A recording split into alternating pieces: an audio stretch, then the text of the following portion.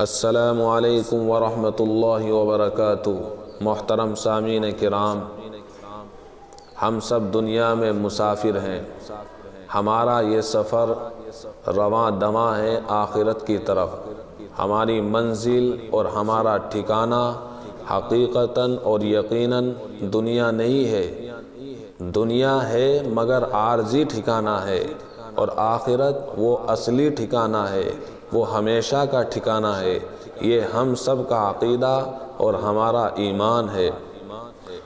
دنیا میں انسان نیک اعمال کرنے کے لیے، اللہ کو راضی کرنے کے لیے دنیا میں بھیجا گیا ہے۔ یہ دنیا دارالامتحان ہے، یہ دنیا دارالعمل ہے۔ آج عمل ہے، مرنے کے بعد عمل نہیں ہے بلکہ حساب ہے۔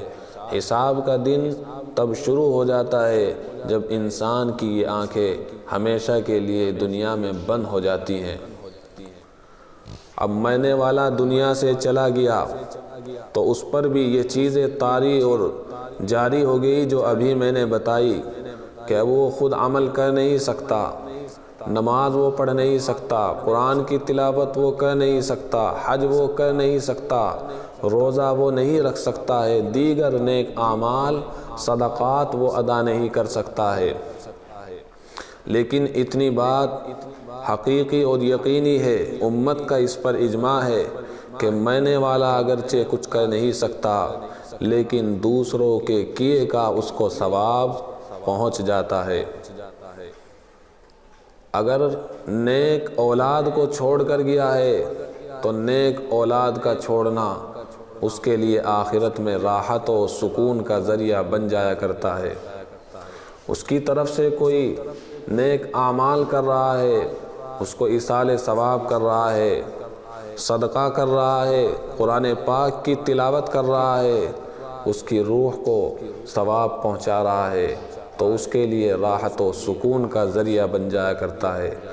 اب ہم خود ہی سوچیں، اور خاص طور سے وہ وارثین اور متعلقین سوچیں اپنے بارے میں کہ مرنے والے نے جن پر اپنی زندگی میں بہت احسانات کیے ہیں، مال اور جائیداد اور مکان کو چھوڑ کر دنیا سے روانہ ہوا، اے اس کی جائیداد سے فائدہ اٹھانے والوں، اے اس کے مکان کو برتنے والوں، اے اس کی پراپرٹی کے مالک بننے والوں، تم یہ سوچو کہ تم اس کی پراپرٹی سے، اس کے مکان سے، اس کی جائیداد سے فائدہ اٹھا رہے ہو، راحت اور آرام کی زندگی بسر کر رہے ہو۔ خود ہی سوچو کہ کیا تم بھی اس کو راحت پہنچا رہے ہو؟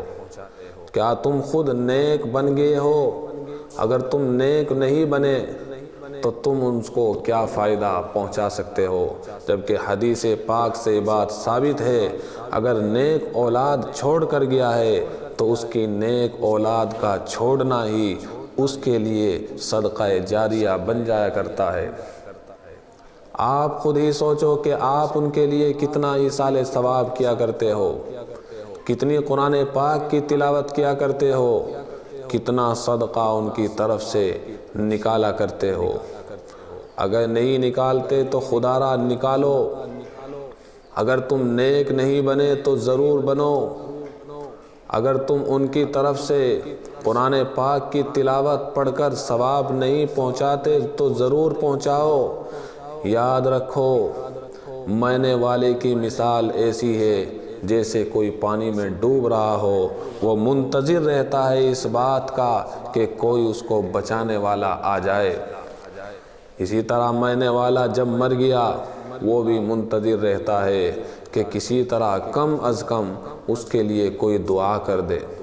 جب کوئی انسان زندہ اس مرنے والے کے لیے دعا کرتا ہے تو ساری دنیا سے زیادہ محبوب اس کو اس آدمی کی دعا ہوا کرتی ہے، کیونکہ وہ ذرے ذرے کا محتاج ہو گیا ہے۔ تو دوستوں اور بزرگوں اور خاص طور سے وہ وارثین جو اس کے مال پر اور جو اس کی جائیداد پر قابض بنے ہوئے ہیں، مالک بنے ہوئے ہیں، ان کو سوچنا چاہیے کہ ہم بھی اپنے مرے ہوئے کو اور اپنے متعلقین کو راحت و آرام پہنچا رہے ہیں یا نہیں۔ اگر کوئی یہ کہے کہ میرے باپ نے میرے لیے جائیداد نہیں چھوڑی، مکانات نہیں چھوڑے، راحت و آرام کا ذریعہ نہیں چھوڑا ہے، تو کیا یہ احسان نہیں ہے کہ انہوں نے تجھے پالا تھا؟ کیا تو اس کو احسان نہیں مانتا کہ تیری ماں تجھے اپنے پیٹ میں لیے لیے پھر رہی تھی؟ کیا تو اس کو احسان نہیں مانتا کہ تیرے ماں باپ نے تیری پرورش کے لیے، تیرے پہننے کے لیے، تجھے کھلانے کے لیے کتنی انہوں نے محنتیں کی تھی؟ کیا تو اس کو احسان نہیں مانتا کہ تیرے باپ نے اور تیری ماں نے اور تیرے گھر والوں نے تیرے لیے شادی کا بندوبست کیا تھا؟ کیا تو اس احسان کو نہیں مانتا کہ تیرے باپ نے، تیری ماں نے یعنی مرنے والے نے تجھے دستکاری سکھائی تھی، تجھے ہنر سکھایا تھا، تجھے عالم بنایا تھا، تجھے پڑھا لکھا آدمی بنایا تھا، تجھے جہالت کی اندھیری سے نکال کر علم کی روشنی میں لائے تھے؟ کیا یہ سب کچھ احسانات نہیں ہے؟ یہ سب کچھ احسانات ہے دوستو، بزرگوں۔ آئیے میں اپنی بات کو اس بات پر ختم کر رہا ہوں کہ ایک عورت حسن بصری رحمۃ اللہ علیہ کے پاس آتی ہے اور فرماتی ہے کہ میری بیٹی کا انتقال ہو گیا، چاہتی یہ ہوں کہ اس کو خواب میں دیکھوں۔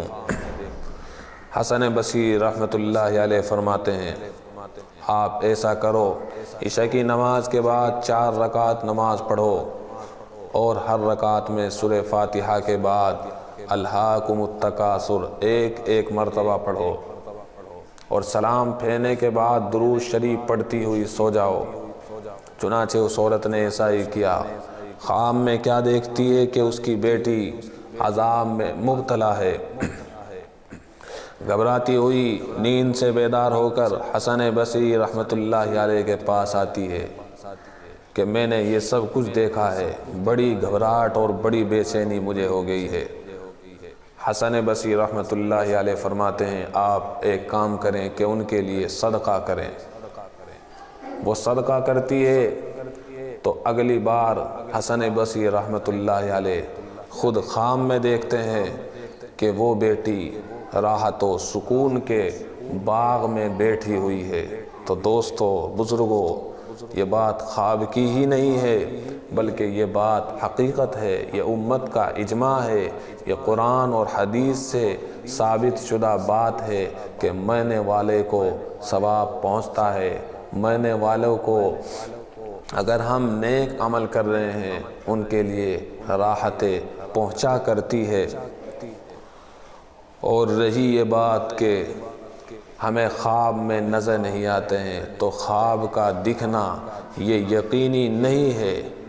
خواب کا دکھنا یہ کوئی اٹل اور حقیقی بات نہیں ہے، لیکن اتنی بات یقینی ہے کہ آپ اگر ان کو ثواب پہنچانا چاہو گے ضرور پہنچے گا، ضرور پہنچے گا۔ یہ میرا عقیدہ ہے، یہ میرا ایمان ہے۔ وآخر دعوانا